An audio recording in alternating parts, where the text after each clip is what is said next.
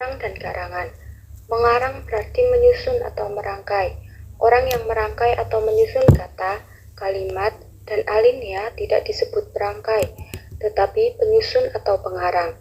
Penulis berpendapat bahwa mengarang adalah pekerjaan merangkai kata, kalimat, dan alinea untuk menjabarkan dan atau mengulas topik dan tema tertentu guna memperoleh hasil akhir berupa karangan. Pendapat Widya Martaya dan Sudiarti tahun 1997 halaman 77, menurut keduanya, mengarang adalah keseluruhan rangkaian kegiatan seseorang untuk mengungkapkan gagasan dan menyampaikannya melalui bahasa tulis kepada pembaca untuk dipahami. Adapun pengertian karangan menurut hemat penulis adalah hasil penjabaran suatu gagasan secara resmi dan teratur tentang suatu topik atau pokok bahasan. Setiap karangan yang ideal pada prinsipnya merupakan uraian yang lebih tinggi atau lebih luas dari alinea. 1. Karangan ilmiah, semi-ilmiah, dan non-ilmiah. Berdasarkan bobot isinya, karangan dapat dibagi atas 3 jenis, yaitu 1. Karangan ilmiah, 2. Karangan semi-ilmiah atau ilmiah populer, dan 3. Kamiah. A. Yang tergolong ke dalam karangan ilmiah antara lain laporan, makalah, skripsi, tesis, disertasi. B. Yang tergolong ke dalam karangan semi-ilmiah antara lain artikel, editorial, opini, feature, tips, reportase, dan C. Yang tergolong ke dalam karangan non-ilmiah antara lain anekdot, dongeng, hikayat, cerpen, cerber, novel, roman, puisi, dan naskah drama.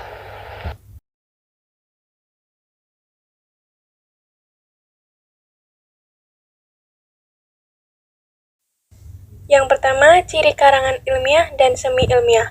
Karangan ilmiah adalah tulisan yang berisi argumen, penalaran keilmuan yang dikomunikasikan lewat bahasa tulis yang formal dengan sistematis, metodis, dan sistematis analitis.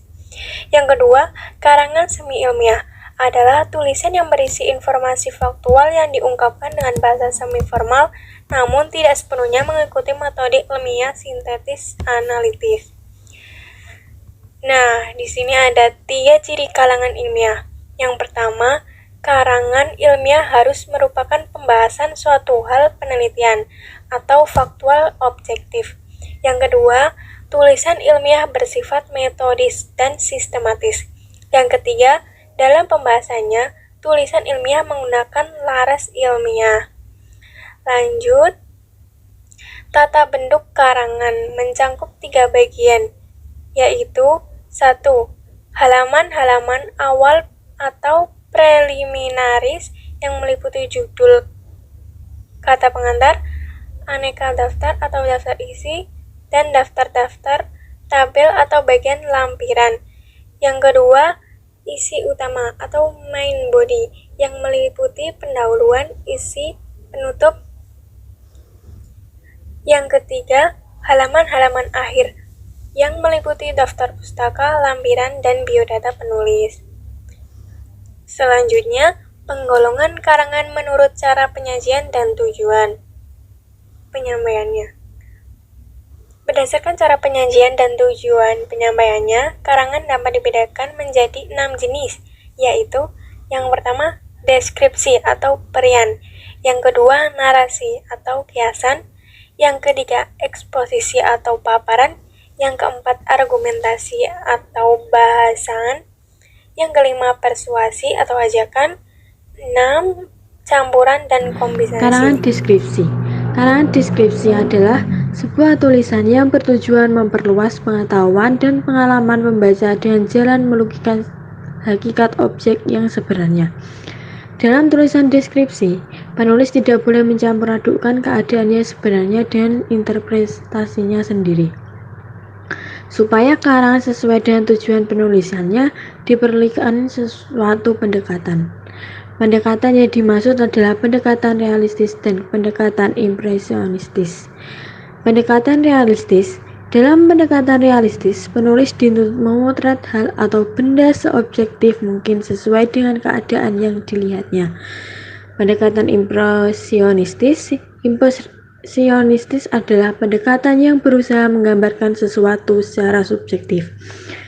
Karangan narasi berasal dari narration, bercerita, adalah suatu bentuk tulisan yang berusaha menciptakan, mengisahkan, merangkaikan tindak tanduk perbuatan manusia dalam sebuah peristiwa secara kronologis atau yang berlangsung dalam suatu kesatuan waktu. Karangan narasi memiliki dua macam sifat, yaitu narasi ekspositoris atau narasi faktual dan narasi sugestif atau narasi berplot. Kata eksposisi yang dapat dipungut dari kata bahasa Inggris exposition sebenarnya berasal dari kata bahasa Latin yang berarti membuka atau memulai. Karangan eksposisi merupakan wacana yang bertujuan untuk menerangkan sesuatu. Dalam karangan eksposisi, masalah yang dikomunikasikan terutama adalah pemberitahuan atau informasi. Hasil karangan eksposisi yang berupa informasi dapat kita baca sehari-hari di dalam media massa. Argumentasi adalah untuk meyakinkan pembaca agar menerima atau mengambil suatu doktrin, sikap, dan tingkah laku tertentu.